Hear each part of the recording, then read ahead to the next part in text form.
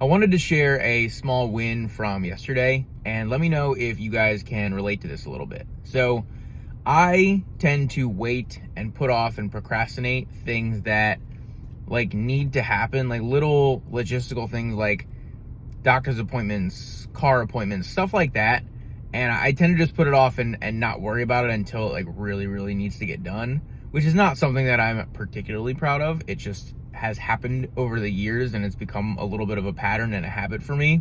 So it's something I'm working on trying to break. For example, when I had my first car, it was leaking oil and I had to constantly be putting oil in it like once a week, every other week.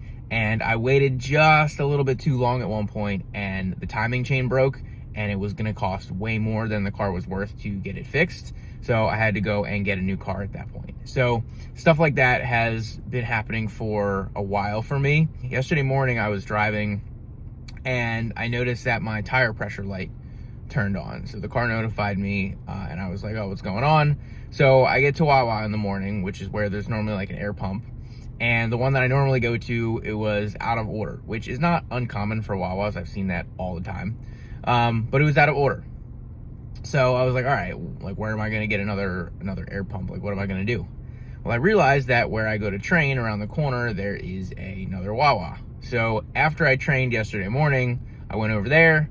Lo and behold, their air pump was working, it was functioning, and I was able to fill up the tires with air. And there's only one tire that needed it, so it wasn't like a huge deal, but just for me, being able to recognize the problem and then take action immediately to fix it instead of just letting it stew or letting it take the time to get worse was a small win for me. So I wanted to share that. Let me know if that's something you relate to. Give me an example of something, a time that you've done that, and I look forward to talking a little bit in the comments.